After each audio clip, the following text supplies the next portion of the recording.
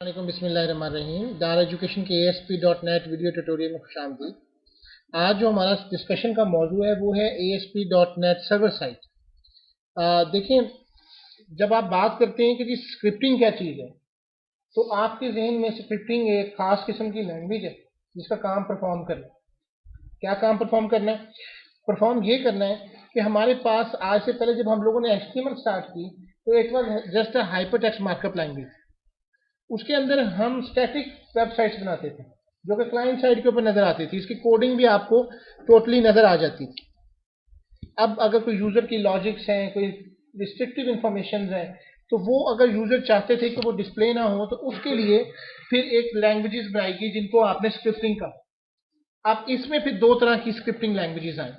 एक आपकी जो क्लाइंट साइड यानी आपके ब्राउजर पे रन होती थी जिसका कोड आप देख सकते थे, और एक वो वाली आई जो कि कोड कंपाइल होता था सर्वर पे और फिर उसका कोड करके कंफर्म करने के बाद डेटाबेस से या जिस तरीके से भी वो करने के बाद आपको वो कोड भेजा जाता था और then it will become into the browser shape HTML के अंदर। That was a client side की बजाय उसको हमने सर्वर साइड का, क्योंकि ASP.NET वंस अगेन ए से मुराद एक्टिव, एस से मुराद सर्वर एंड पी से मुराद पेजेस है। एक्टिव सर्वर पेजेस इसका मतलब है कि सर्वर के ऊपर ये कंपाइल होंगे and then वो आपके पर रिटर्न होंगे। We have studied the page life cycle and now how a page contain various controls, और हमने इसमें देखा कि बहुत सारे कंट्रोल्स होते हैं। आपका टेक्स्ट बॉक्स कंट्रोल है, बटन कंट्रोल है, सच का radio box, group box, there are a lot of controls आते हैं। The page itself is instantiated। instantiated क्यों? क्योंकि जब तक वो इंस्टेंस आप नहीं देंगे, इंस्टेंटिएट नहीं करेंगे, उसका ऑब्जेक्ट क्रिएट नहीं होगा, उस वक्त तक वो चीज वजूद में नहीं आएगी as a control object.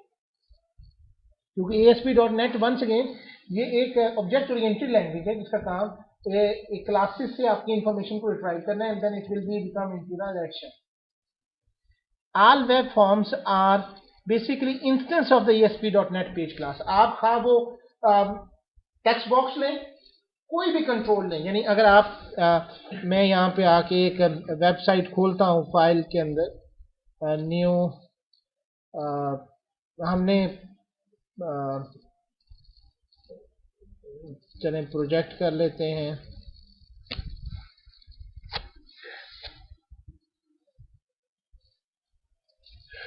ASP.NET application, और इसका नाम दे देते हैं वैलिडेशन फॉर्म।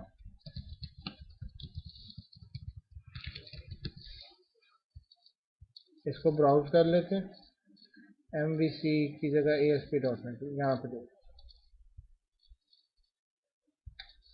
ओके जी। अब अगर मैं ये वेब फॉर्म्स ले लेता हूँ,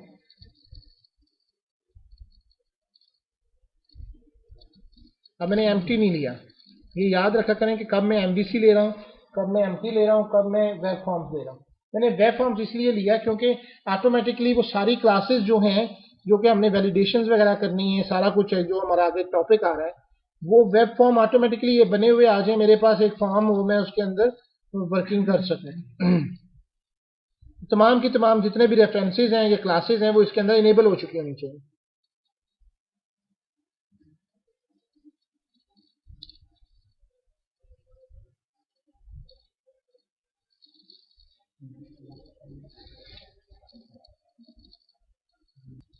आपके सामने एप्लीकेशन आ चुकी। अब ये एक डिफॉल्ट .aspx का पेज है। इसमें याद रखें कि MVC बिल्कुल डिफरेंट चीज है। अब आप वेबसाइट बनाते हैं, इट्स डिफरेंट थिंग। अब हम जब इसके ऊपर बात कर रहे हैं कि हमारे पास ये एक क्लास है, तो इसके तमाम रेफरेंसेस अगर आप गौर करें तो वो उसने ऐड कर दिए हुए हैं। यहाँ पे आप देखें इस जगह पे, तो उसने सारी आपकी क्लासेस और रेफरेंसेस ऑटोमेटिकली एंटिटी फ्रेमवर्क आपके कर दिए हैं। आप इसका डिजाइन में आए, आपके यहाँ पे वो सारे रेफरेंसेस ऐड हैं। अब ये डिजाइन पेज आप आके देखें।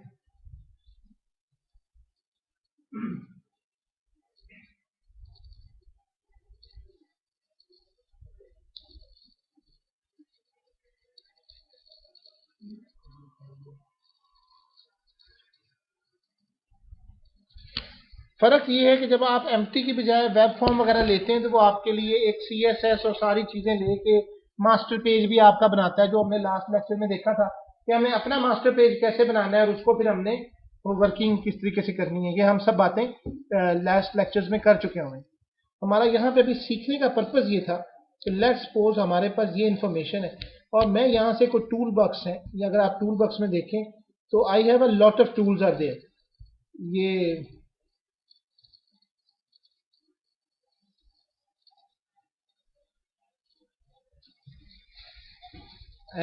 एडिंग आइटम्स फ्रॉम असेंबली वगैरह, इसको डाउनलोड कर रहे हैं। अगर आप देखें तो अब टूल बॉक्स के अंदर आपके सारे कंट्रोल्स आ रहे हैं। तो ये जितने भी कंट्रोल्स हैं इनकी क्लासेस बनी हुई हैं।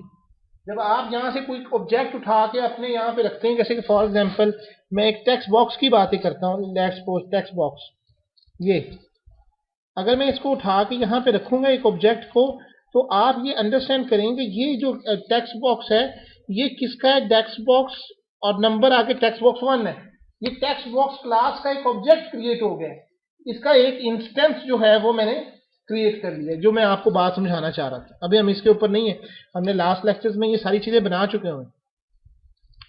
हम अपने डायरा एजुकेशन पे वापस आते हैं। मैं page has the following extremely useful properties that correspond to the, ये जितनी भी आपकी प्रॉपर्टीज हैं इनका एक खास मतलब इंट्रिंसिक ऑब्जेक्ट है, जैसे कि session, application, cache, request, response, server, user, trace, ये सबके एक कुछ खास मकसद हैं। We will discuss each of these object in due time.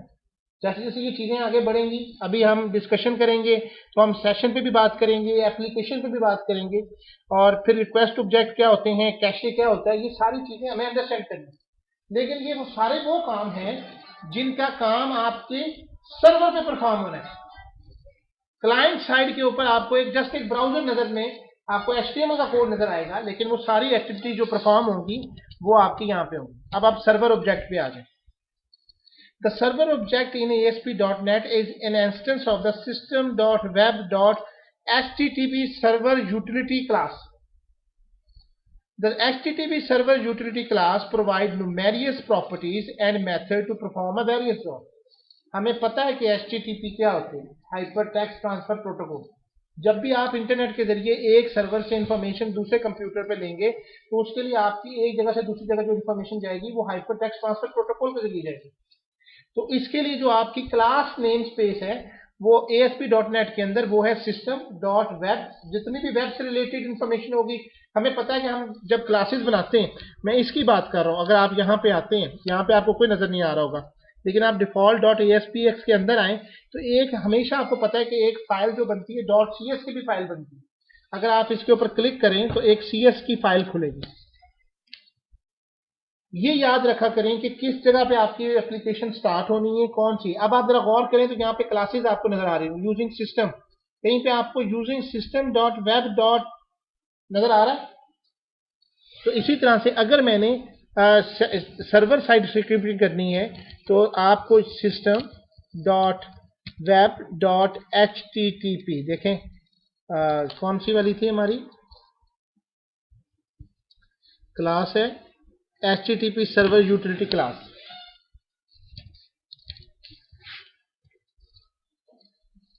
अब अगर ये यहां नहीं आ रही तो इसका मतलब है कि आपका रेफरेंस यहाँ पे ऐड नहीं है, ये क्लास आपकी वहां पे ऐड नहीं है। यहाँ पे मेल आ रहा है, मैनेजमेंट आ रही है, ऑप्टिमाइजेशन आ रही है, यूजर इंटरफेस आ रहा है, वेब सॉकेट्स जैसे आ रही हैं। लेट्स सपोज मैं यहाँ पे कॉन्फ़िगरेशन और hosting, instruction, management, optimisation, profile, इस तरह की ये सारी चीज़ें आ रही हैं। जैसे सर्विसेज हैं, जैसे ये सेशन स्टेट है डॉट, तो आपने अगर सेशन स्टेट लेके आना होगा तो आपने ये क्लास लेके आना है। मेन क्लास जो इसकी है वो है HTTP server utility class. Properties and methods of the server object. The method and properties of the server utility class are exposed through intrinsic server object provided by ASP.NET. अब उसमें दो चीजें होंगी, एक होगा जी मशीन का नेम जो कि बहुत जरूरी है, name of server computer, script time out, कितनी देर में ये आपका एग्जीक्यूशन प्रोसेस जो है वो टाइम आउट हो जाएगी, gets and sets the request time out value in setting. create object string creates an instance of the com object identified by its prog id, programmatic id. इसके बाद आती है create object type, create an instance of the com component object model. com stands for component object model. हम उसके जितने भी model identified by its type equal, determine whether a specified object is equal to the current object, execute string, execute the handler for the specified virtual path in the context of the current request. ये सारे वो method हैं जो आप perform करते हैं, उनके ऊपर कि इसके ऊपर क्या क्या परफॉर्म हो सकता है. अब आते हैं जी, हम बात करते हैं रिक्वेस्ट ऑब्जेक्ट की. The request object is an instance of the system dot web, यानी मेन क्लास आपकी system dot web dot HTTP request रहेगी, उसका जो एक इंस्टेंस है वो आपका कौन सा है, request object. It represent the value and properties of the HTTP request that makes the page loading into the browser. इसके अंदर वो इंफॉर्मेशन होती है कि जब आपका पेज आपके ब्राउजर के अंदर लोड होना है तो उस वक्त कौन सी इंफॉर्मेशन उसके अंदर लोड होगी. However, this object in the information presented by this object is wrapped by the higher level abstraction web control model. लेकिन जाहिर सी बात है जो इंफॉर्मेशन आप ले रहे हैं वो किसी ना किसी सूरत में तो आपने डिस्प्ले करवानी है, खा वो आप टेक्स्ट बॉक्स की सूरत में करवाएं, खा किसी भी सूरत में करवाएं, लेकिन वो हाई लेवल होगी और उनको हम वेब कंट्रोल्स कहते हैं. This object helps in checking some information such as client browser and cookies. और इसका काम रिक्वेस्ट ऑब्जेक्ट का आपकी कुकीज और इन चीजों को मेजर करना है. Properties and methods of the requested object. The following table provides some noteworthy properties of the requested object. जैसे accept types, application path, browser, content encoding, content length यानी कि कितनी लेंथ आ रही है, कितना उसकी बाइट्स हैं, कितना उसका ये है, cookies, file path, get the virtual path of the current file, form, हमें पता है कि फॉर्म हम शुरू से बनाते आ रहे हैं HTML के अंदर, उसके अंदर जो भी information, get a collection from variables, headers, HTTP header, get post. पहले दिन बात हो रही है कि दो ही मेथड होते हैं सर्वर के अंदर, PHP में करें किसी में, उसको गेट करने के लिए आप HTTP मेथड, ये भी हम यूज करवाएंगे आपको. Input stream, query string, raw URL, ये सारे आपके मुख्तलिफ किस्म के मेथड्स हैं जिनको आप उसको करते हैं. यूजर होस्ट नेम कौन सा है, यूजर लैंग्वेजेस कौन सी हैं. The following table provide a list of most important methods. इसी तरह से जैसे यूजर होस्ट नेम है, DNS नेम रिजॉल्व करना, मुख्तलिफ हैं. इस तरह से the following table provide a list of most important methods, जैसे कि बाइनरी रीड है, perform a binary read of a specified number of bytes from the current input stream. कितनी बाइट्स पढ़नी है, इक्वल कितना है, गेट टाइप क्या है, get the type of the current instance, map image coordinates, map path, save as to string, ये such kind of things है. Request object के बाद एक आता है और जिसको हम कहते हैं response object. The response object represent the server responses to the client request. और रिस्पॉन्स का काम यह है कि जो आपके सर्वर से रिस्पॉन्सेज आ रहे हैं उनको क्लाइंट की साइड पे आपने कैसे काम परफॉर्म करना. It is an instance of the same, वही जो system dot web dot HTTP response class है उसका हिस्सा है. In ASP.NET the response object does not play any vital role in sending HTML text. इसका ये काम नहीं है कि ये आपको HTML का टेक्स्ट सेंड करती है, बल्कि to the client, because the server side controls have nested object oriented method for rendering themselves. जो आपने डिफरेंट ऑब्जेक्ट्स बनाए हैं उन्होंने खुद ब खुद अपने डाटा से स्ट्राइव कर लिया.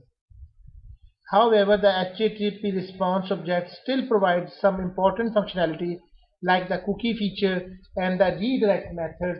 Such kind of methods will be there. The response.redirect method allow transferring the user to another page. अगर आपने देखा हो तो हमें कई दफा हम पेज लेते हैं जिसका हमें बैकएंड पे काम कर रहे होते हैं, हम नहीं चाहते कि वो इंफॉर्मेशन जो है वो यूजर देख सके, तो वो हम आते उसी पेज पे हैं लेकिन हमें रीडायरेक्ट कर दिया जाता है एक और पेज की तरफ.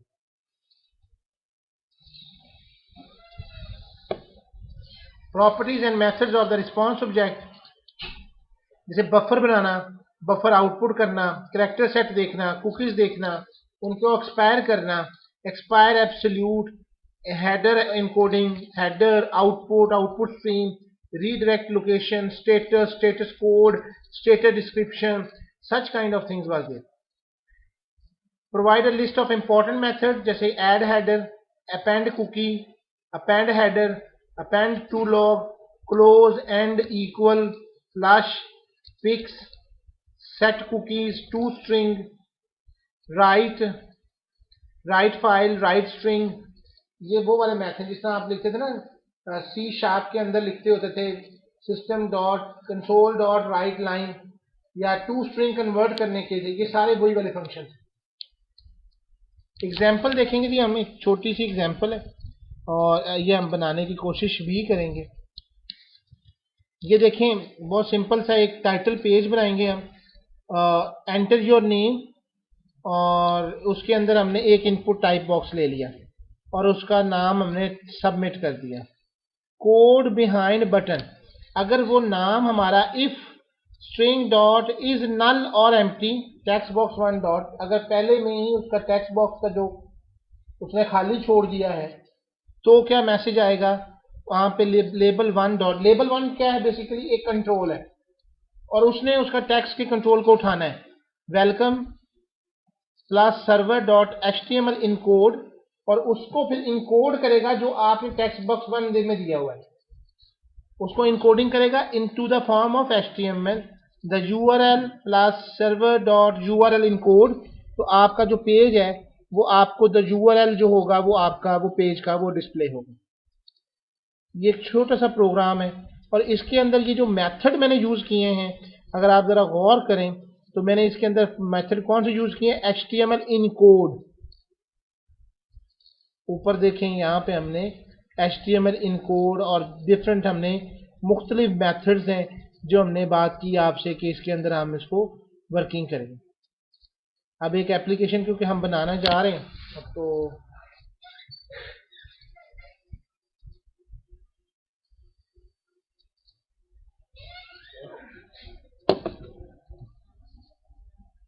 ये तो मैंने आपके लिए वैसे ले ली थी, इसको हम बाद में देखेंगे। क्लोज सॉल्यूशन कर रहा हूँ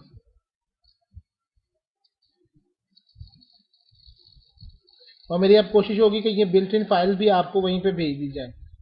क्लोज, फाइल में आए, न्यू, समझ लें प्रोजेक्ट,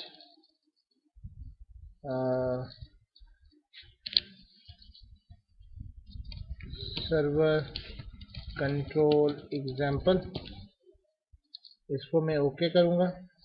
इसको मैं आप याद रखें कि मैं एम्प्टी ले रहा हूं, तो इसके अंदर मुझे कोई चीज नजर नहीं आनी चाहिए, कोई फाइल नहीं नजर आनी चाहिए।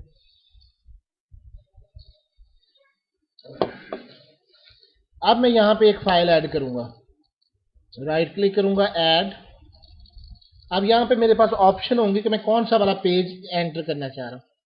यहाँ पे मेरे पास HTML पेज भी नजर आ रहा है आपको, यहाँ पे भी नजर आ रहे होते हैं। जरूरी नहीं है कि मैं न्यू आइटम में जाऊँ, यहाँ से भी मैं जा सकता हूँ। तो मेरे पास यहाँ पे सारे पेजेस आ रहे हैं, वेब फॉर्म वगैरह। लेकिन अगर मेरे पास ऑप्शन जरा जल्दी मैंने लेनी हो, तो जब आप राइट क्लिक करते हैं और ऐड करते हैं तो यहाँ पे भी आ रहे होते हैं वेब फॉर्म। इसका नाम रख दें, फॉर एग्जाम्पल मैं डिफॉल्ट रख देता हूँ। आप देखेंगे कि फॉर्म लेने की वजह से वो सारा जितनी भी इंफॉर्मेशन थी वो ऑटोमेटिकली आपके वहां पे आ चुकी है। अब जैसे इसका टाइटल है, मैं यहाँ पे टाइटल दे रहा हूँ डार education ASP.NET server side example.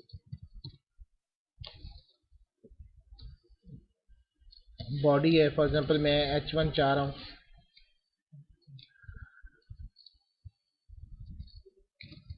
Contact, for example क्या हमने देखना था, कंटैक्ट इंफॉर्मेशन। चले मिला, ये मेरा इंफॉर्मेशन हो गई। अब यहाँ पे मैं एक कंट्रोल ऐड करना चाह रहा हूँ, नेम, और अब मैं टूल बॉक्स में आऊँगा तो I have a tool box there, text box,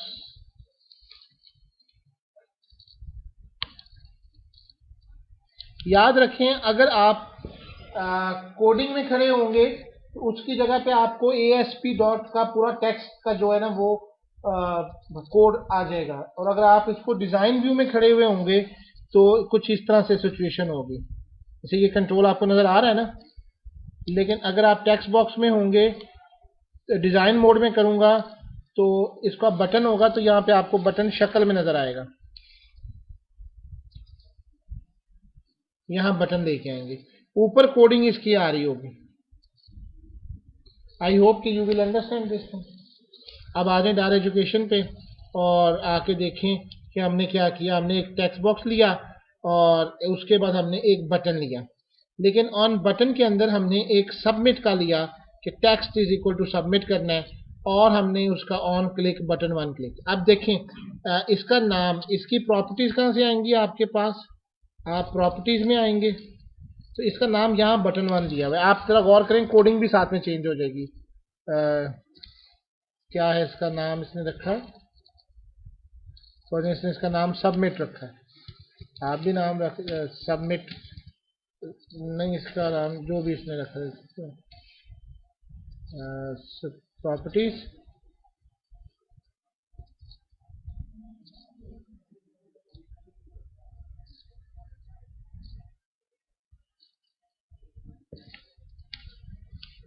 for example मैं इसका नाम बटन वन रख दूं और यहाँ से नीचे इसका टेक्स्ट चेंज होगा, इसका नाम हमने सबमिट रखा। ये तो वो चीज़ें जो इसकी प्रॉपर्टीज हैं। फंक्शन यहाँ पे नजर आएंगे, जब आप इसको क्लिक करेंगे तो ऑटोमेटिकली आप देखेंगे कि एक फंक्शन जो है वो बन जाएगा बटन वन क्लिक। ये इसकी कोडिंग में आप आ गए, लेकिन आप देखेंगे कि ऊपर भी on click is equal to button one underscore click आ चुका है, text is equal to submit आ चुका होगा। इसके साथ ही हमने एक लेबल ले लेते हैं, ऊपर से टूल बॉक्स में आए और लेबल ले लें। इसका नाम फॉर एग्जाम्पल मैं यहाँ पे इसको एक हेडिंग में देना चाह रहा हूँ, ताकि मुझे यहाँ पे H2 मैं चाहता हूँ कि यहाँ से इंफॉर्मेशन आ जाए।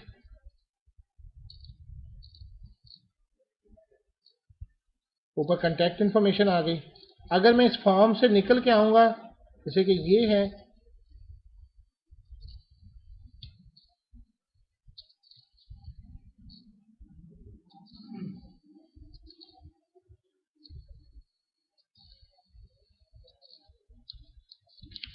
और लेबल आ जाए।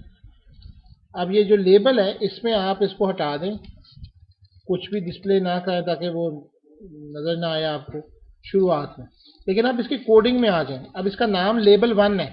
अब हमने कोडिंग क्या करनी है, कोडिंग में आ जाएं। बटन वन क्लिक नजर आ रहा है आपको। अब यहाँ पे इफ की कमांड लगा दो, इफ नॉट। नॉट का मतलब क्या होता है कि अगर ये नहीं है तो ये देखें, स्ट्रिंग डॉट इज नल और empty text box one dot text, तो नॉट स्ट्रिंग, ताकि जो चीज भी है dot string dot is not null और एम्प्टी। और इसमें एक और ऑप्शन कौन सी है, इज नल और वाइट स्पेस। ये अगर खाली स्पेस हो या वाइट हो, तब हमें कौन सा चाहिए, नल और एम्प्टी।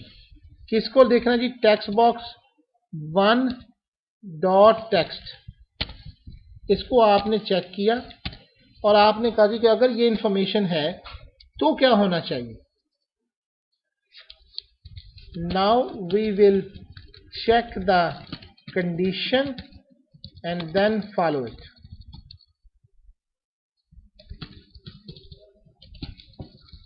अगर ये है तो एक हम उसको डिस्प्ले करवा के मैसेज करना चाहते हैं, जैसे label one dot text is equal to welcome, और सर्वर जो उस टेक्स्ट बॉक्स में उसको कैसे कंट्रोल करना है, क्योंकि वो जो कंट्रोल आ रहा है वो तो एक अपनी इंफॉर्मेशन ले रहा है, लेकिन जो पेज रेंडर होना है वो आपका HTML में होना है। तो देखें लेबल वन आ रहा है, label one dot text is equal to hello dear, hello well welcome, ऐसे करके ना, प्लस वेलकम डियर या जो भी इंफॉर्मेशन वेलकम डियर। अब मैं चाहता हूँ कि मेरा नाम जो है जो मैंने खाने में दिया है जैसे सैफुल्ला डार है, तो मैं वो नाम लेके आना चाहता हूँ। अब वो नाम कैसे आएगा? जाहिर सी बात है कि वो तो जो इन्फॉर्मेशन है वो HTML के थ्रू ही जाएगी, क्योंकि हाइपर टेक्स्ट ट्रांसफर प्रोटोकॉल के जरिए जा रही है। और ये इन्फॉर्मेशन कहाँ जा रही है? सर्वर के पास जा रही है। तो हम इसको लेके आएंगे। तो सर्वर, ये देखेंगे यहाँ पे सर्वर डॉट HTML इनकोड, किसको इनकोड करें? टेक्स्ट बॉक्स 1 डॉट टेक्स्ट को इनकोड करें और नाम आ जाएगा। जब हमारे पास नाम आ जाएगा तो आगे आप जो भी आपने लिखना है वो कर दें। On our website you are on the following page URL। ये मैं सब पता है कि कंकैटिनेशन हो रही है। अब ये कौन से URL पे आ रहा है? प्लस वंस अगेन सर्वर, क्योंकि ये सारी इंफॉर्मेशन हमने आज जो कंसेप्ट है हमारा वो तो सर्वर के हवाले से है ना। तो हम जितनी भी इंफॉर्मेशन लेंगे वो सर्वर से लेंगे। तो सर्वर के आगे हमने इस तरह HTML इनकोड किया। तो इस तरह से देखें यहाँ पे और भी हैं, get hash code, execute, get type, get last error, clear error, create object from CLISD, get type, HTML encode, map path, to string, transfer, URL encode, URL path encode. ये कौन से वाले हैं? सर्वर के हैं। और अगर आप अपनी डायर एजुकेशन पे आए उस वक्त आप इनको जरा तसल्ली से नहीं देख रहे थे, तो आप अगर सर्वर के ऊपर आए तो आपको ये अब वही वाले नजर आएंगे यहाँ पे जो मैं आपसे बात कर रहा था। ये मुख्तलिफ किस्म के हैं, जैसे बफर वाले में आएंगे तो ये बफर के हैं, लेकिन क्योंकि इस वक्त हम सर्वर पे बात कर रहे हैं तो ये रिक्वेस्ट ऑब्जेक्ट, ये सर्वर ऑब्जेक्ट। तो आप देखेंगे यही क्रिएट ऑब्जेक्ट नजर आ रहा है आपको, गेट लास्ट एरर आ रहा है, ये HTML इनकोड नजर आ रहा है आपको, नजर आ रहे हैं ना? ये कौन से वाले? Get last error, to string, transfer. अभी हमने कौन सा किया है?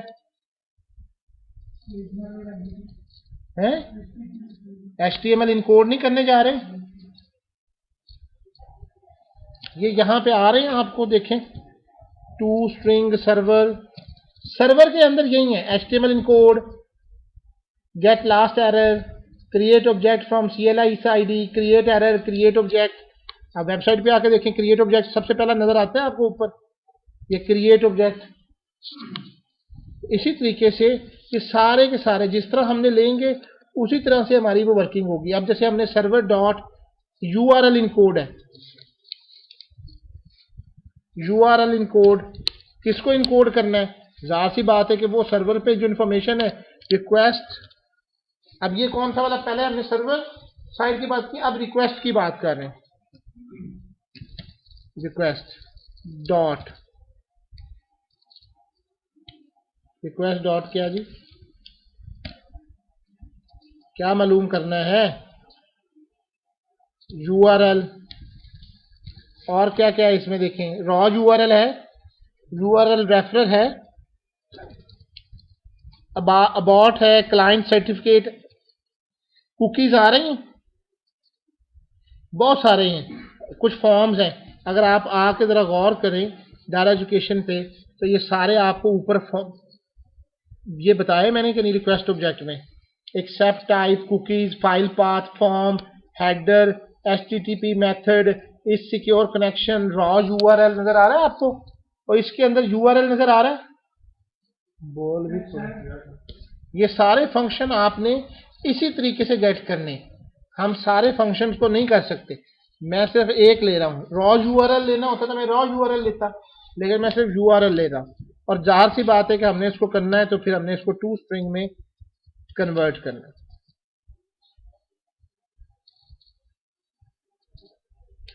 ये काम परफॉर्म करने के बाद अगर आप एंड के ऊपर आके इसको देखें, जो मैं अभी बात कर रहा था कि हमने उसको इनकोड करके देन हमने उसकी इंफॉर्मेशन जो है वो उसके ऊपर पूरा कंप्लीट करना।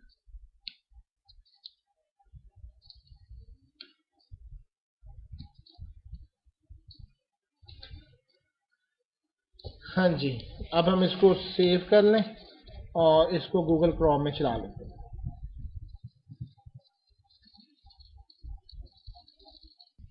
अब अगर आप इसमें इंफॉर्मेशन डालते हैं, लेट्स सपोज सैफुल्लाह डार, और इसको सबमिट करते हैं। अब आप जरा गौर करें कि ऊपर से ये इंफॉर्मेशन प्रोसेस हुई, welcome dear Saifullah Dar, on our website you are on the following page. ये जो आपको इंफॉर्मेशन आ रही है HTTP ये URL है, और आखिर में देखें तो आपका जो भी पेज का नाम होगा default.aspx, जो भी आपने नाम रखा होगा ये उस तक ये पूछ जाएगा। ये जो पहले आपके हेडर आ रहे हैं HTTP%3, ये वो जो ऊपर आपका लोकल होस्ट का डबल आप बैकस्लैश लगाते हैं, दैट वाज पूरा आपको इन्फॉर्मेशन मिल जाती है। ये देखें, ये बिल्कुल वही वाली चीज़ है कि जब भी आपकी पेज के ऊपर कोई, जैसे ये गूगल एनालिटिक्स पे आते हैं, तो गूगल को कैसे पता चल जाता है कि आप कौन से वाले पेज पे हैं। या इस वक्त फॉर एग्जांपल हम जैसे आप देखें इसको, लेट्स सपोज मैं इसको पेज चेंज, आप में से कोई पेज चेंज करे ज़रा, इसको आगे पीछे जाएं, क्योंकि जब आप एक आइडल सतह पे आ जाते हैं तो एक्टिव यूज़र नहीं रहते। जब आप इसके एक्टिव यूज़र नहीं होते तो गूगल एनालिटिक्स उसको नहीं लेके आता। लेकिन जैसे ही आप अपनी चेंजेस चेंज की, यहाँ पे देखें गूगल एनालिटिक्स ने शुरू कर दिया। तो ये URL जो है, क्योंकि गूगल के अंदर इंफॉर्मेशन है, ये इसने URL से रिट्राइव करना है। आप उस URL की बेस के ऊपर आप जरा गौर करें तो एक्टिव पेज ये जो रिट्राइव हो रहा है, यहाँ पे आप देख रहे हैं नीचे, यहाँ पे आ रहा है Moodle 29 course view.php ID is equal to 16। अगर आप लोगों में से और इसमें एक्टिव होंगे, जरा अपने अपने पेजेस आप करें ना जरा आगे पीछे। हाँ, जाहिर सी बात है, तो आपके जितने भी पेजेस पे आप मूव कर रहे होंगे उतनी कैलकुलेशन करके ये आपको दे देगा। जितने एक्टिव यूजर इस वक्त इसके ऊपर मौजूद होंगे, ये दूसरा यूजर आ गया। अब ये कौन से वाले पेज पे काम कर रहा है, ये 350 वाले पेज पे दो लोग 16 नंबर आईडी के ऊपर खड़े हैं। तो ये ऑटोमेटिकली, इसका मकसद क्या है, इसका मकसद यही है, ये चौथा यूजर आ गया। ये 3 यूजर जो हैं, क्योंकि अभी हमारी क्लास में जितने यूजर बैठे हैं वो 16 वाले आईडी को यूज कर रहे हैं, तो दे आर मूविंग। एक जो स्टूडेंट है वो 350 के ऊपर गया। आईडी तो पेज URL की मदद से ये सारा कनेक्शन सर्वर साइड के ऊपर सिर्फ ना सिर्फ जुड़ा होता है, बल्कि इनकी कम्युनिकेशन और इनकी वर्किंग भी इसी तरीके से हो रही होती है। तो this is very important to understand कि आपकी एक एक चीज किस किस जगह के ऊपर काम परफॉर्म कर रही है और उसका क्या इंपॉर्टेंस है और क्या चीज उसके अंदर इंपॉर्टेंस नहीं है। So thank you very much and Allah.